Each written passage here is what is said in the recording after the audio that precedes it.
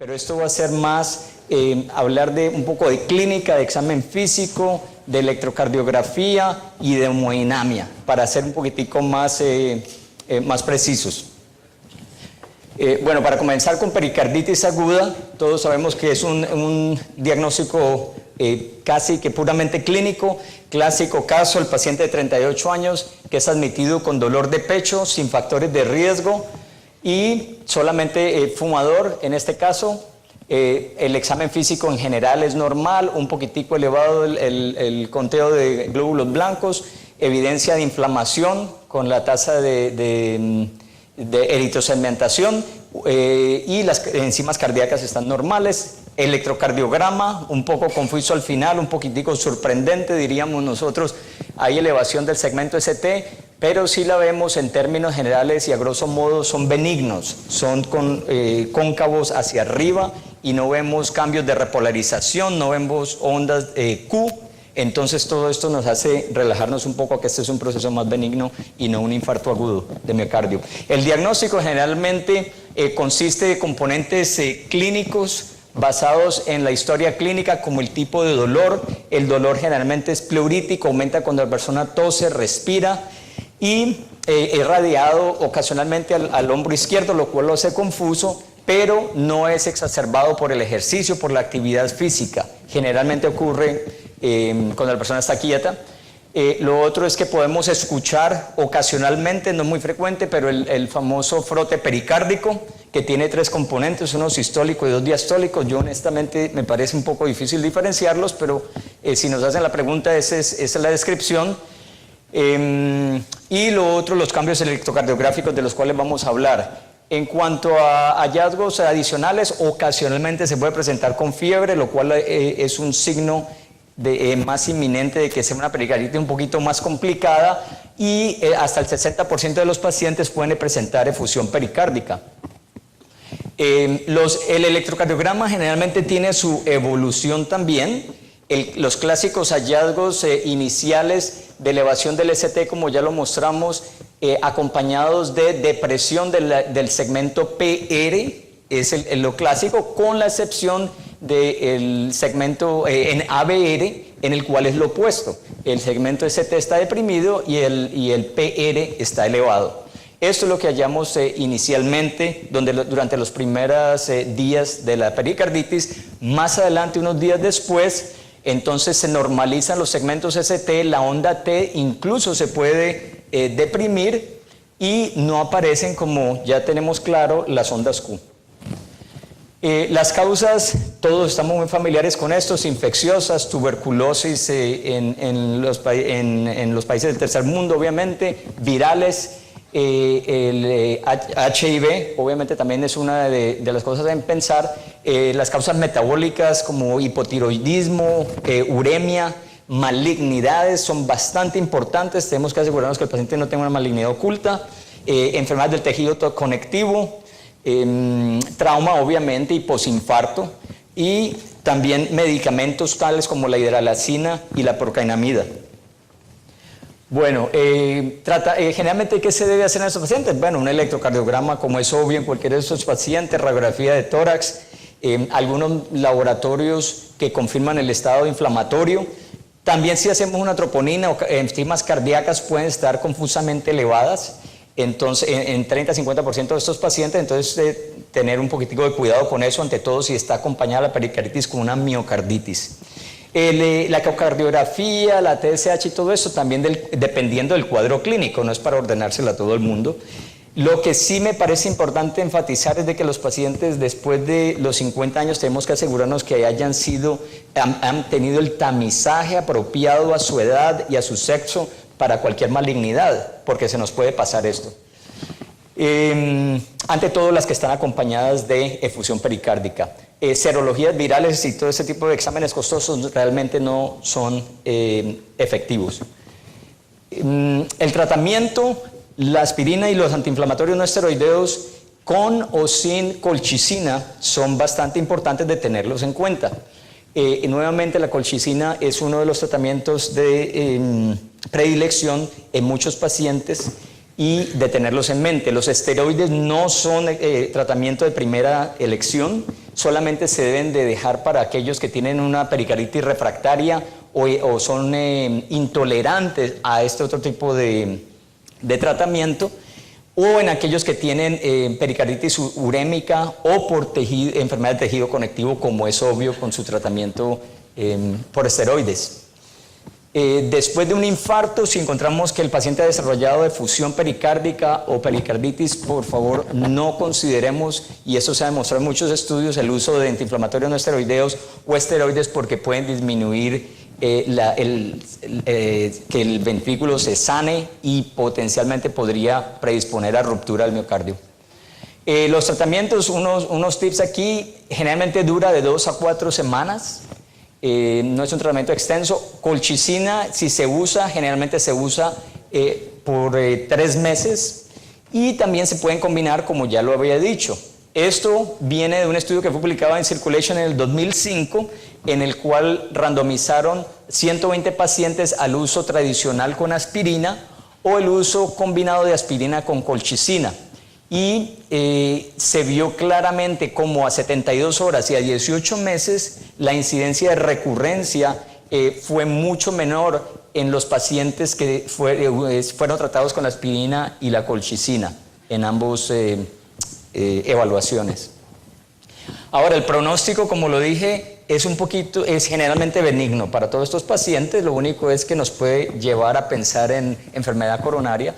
Sin embargo, hay unos que tienen unos factores de riesgo un poco más elevados, como son aquellos que están anticoagulados, aquellos pacientes inmunocomprimidos,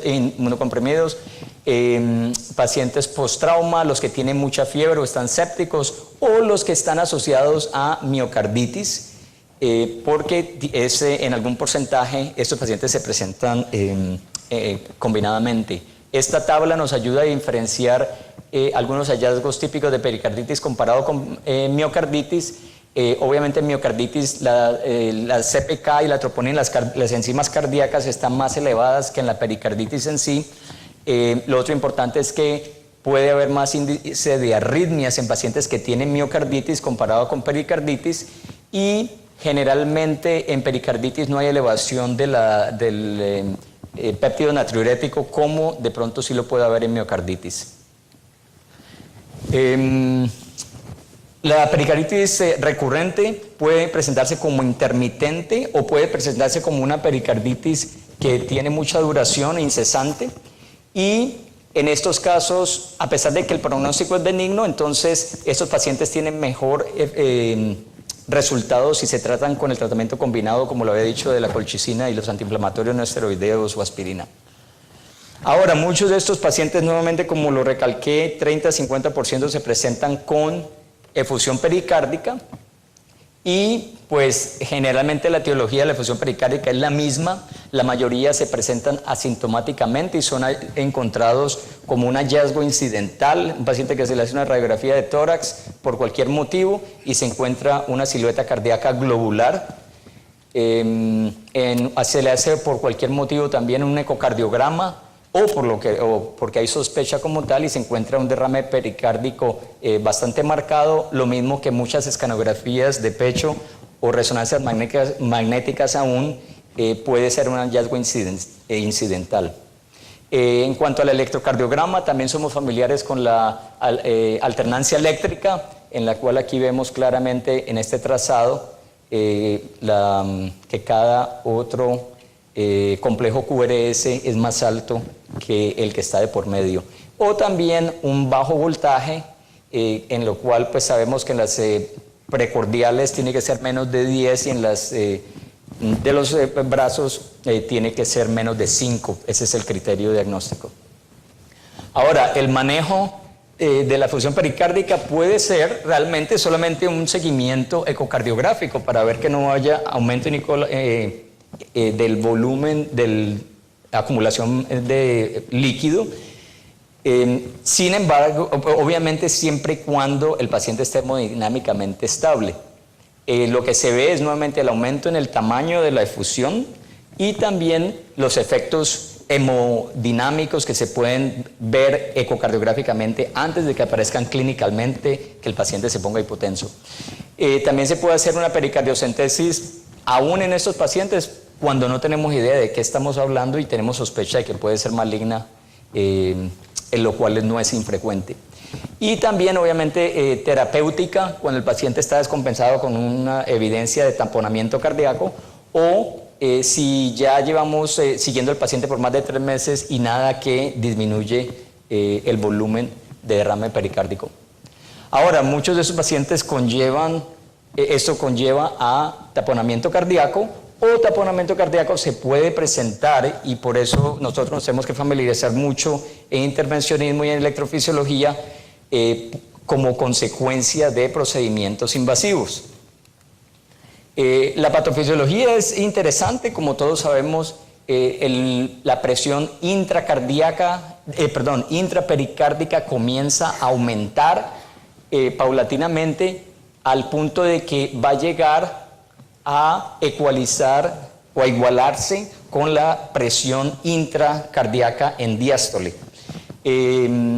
Al final de todo, lo que pasa es de que la presión venosa central se iguala con la presión de la aurícula derecha y se iguala con la de la presión diastólica del ventrículo derecho. Eso es obviamente la parte inicial, pero después viene un efecto de la última gota donde ya el pericardio no se puede dilatar más, hay una interdependencia entre los dos ventrículos y un poquito más de derrame causa colapso del gasto cardíaco, de la presión arterial, y la única manera de compensación es aumentar la frecuencia cardíaca.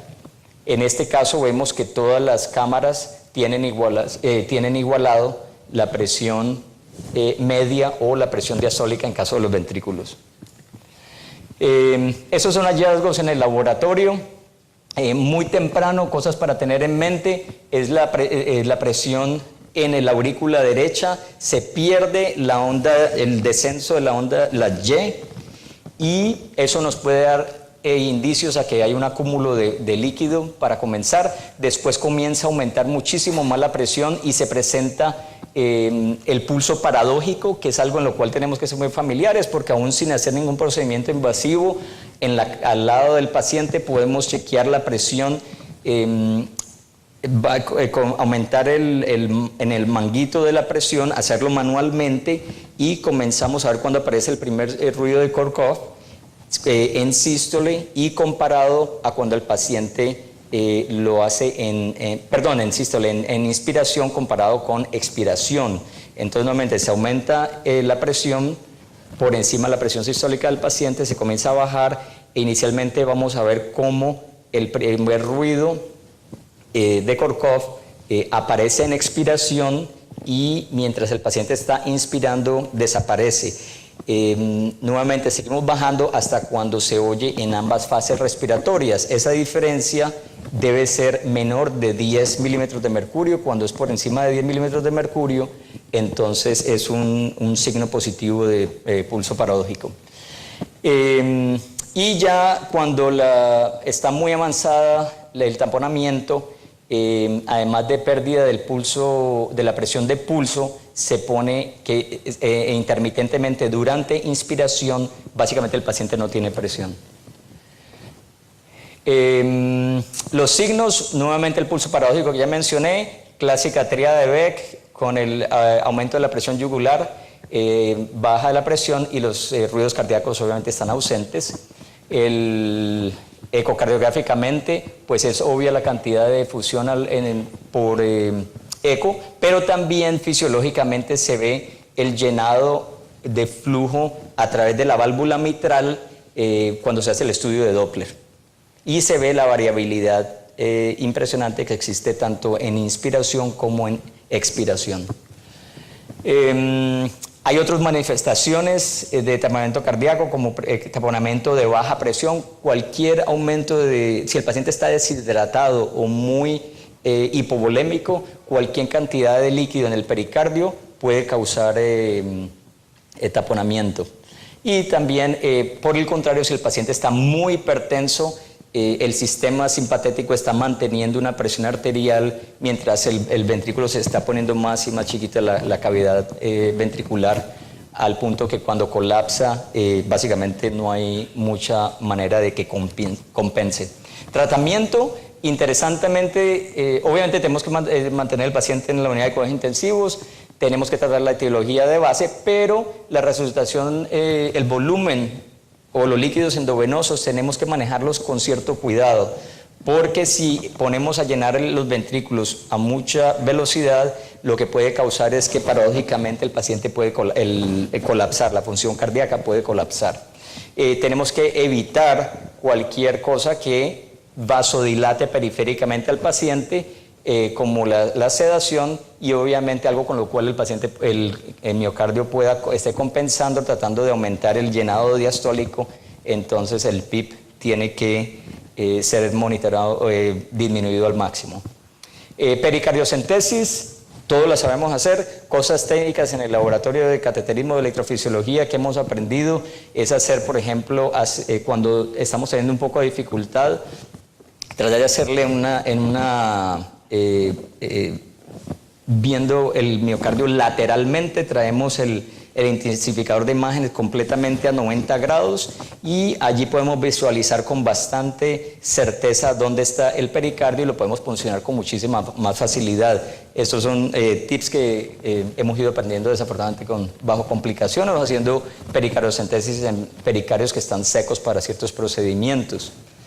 Se le pone un pictel y se deja que drene hasta que la producción diaria sea menos de 50 centímetros de producción en 24 horas. En ese momento se decide que ya el pericardio debe estar seco suficientemente y se puede retirar. Pericarditis constrictiva, no los voy a aburrir con mucho de esto, pero como todos sabemos, el pericardio se vuelve una caja rígida que no deja distender ni deja que la función diastólica funcione normalmente en ninguno de los dos ventrículos. Entonces hay una interdependencia a través del septo y a través del llenado de las venas pulmonares para poder compensar por eso. Entonces sabemos que las causas más frecuentes pueden ser una clave para saber que estamos lidiando con esto, como historia de pericarditis en el pasado, historia de cirugía en el pasado, historia de radiación de pecho y enfermedad de tejido conectivo.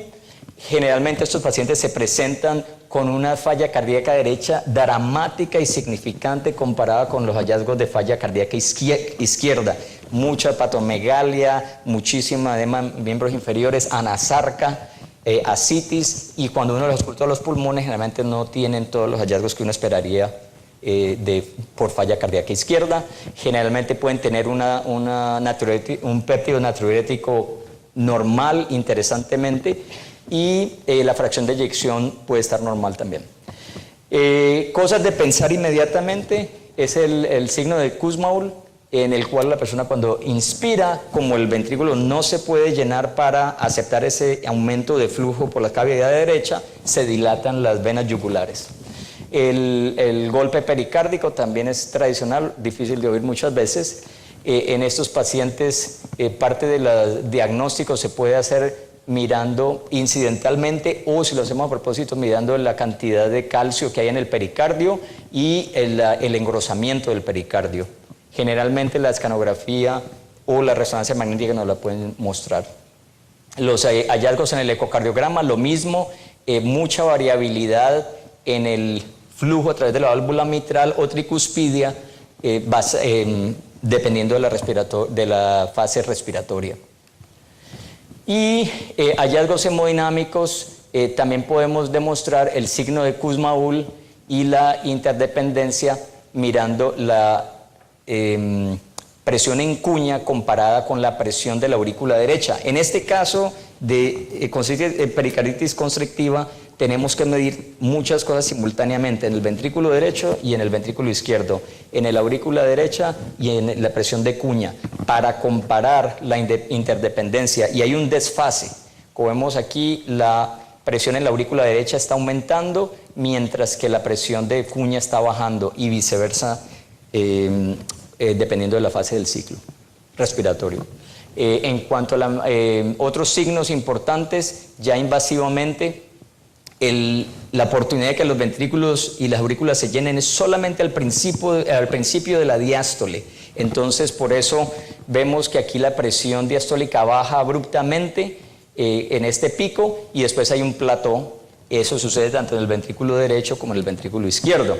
Y otra de las cosas muy importantes dentro del diagnóstico, que nos sirve a nosotros muchísimo los hemodinamistas, es ver la interdependencia haciendo correr la presión en el ventrículo derecho comparada con el ventrículo izquierdo simultáneamente y viendo cómo hay la famosa interdependencia cuando la presión sistólica baja en el ventrículo izquierdo, la presión sistólica en el ventrículo derecho aumenta. Entonces son opuestas. Eso es un signo bastante importante para nosotros. En cuanto al engrosamiento, ya lo mencioné, por encima de 4, acompañado de otros hallazgos clínicos y hemodinámicos, es muy sugestivo de que sea esto. No hay nada realmente definitivo, pero tenemos que combinar todo este tipo de hallazgos para poder llegar a un diagnóstico claro. Perfecto. Y entonces tenemos siempre las famosas tablas en las cuales tenemos que diferenciar una pericarditis constrictiva de una miocarditis restrictiva, porque generalmente si diagnosticamos esto tiene más tratamiento que si diagnosticamos esto. Entonces hay variación respiratoria, como lo mencioné, en la pericarditis, mientras que en la miocarditis no la hay. El engrosamiento pericárdico, como es lógico, los hallazgos de interdependencia ventricular son muy importantes, y lo otro es de que generalmente, como sucede el clásico caso de la amiloidosis, el voltaje es bajo en la miocarditis restrictiva, mientras que el grosor del ventrículo es alto por ecocardiografía. Es importante en el manejo porque si diagnosticamos la pericarditis constrictiva, esto tiene tratamiento con pericardiectomía. Generalmente el manejo inicial es con restricción de sal, restricción de fluidos y con diuréticos. Muy importante porque estos pacientes se pueden presentar con fibrilación auricular nueva, es tratar de mantener el ritmo sinusal en esos pacientes porque nuevamente la fase de diástole está muy reducida. Entonces tratamos de revertirlos a ritmo sinusal, y los pacientes que fallan a todo esto y siguen bastante sintomáticos, entonces se puede considerar manejo quirúrgico.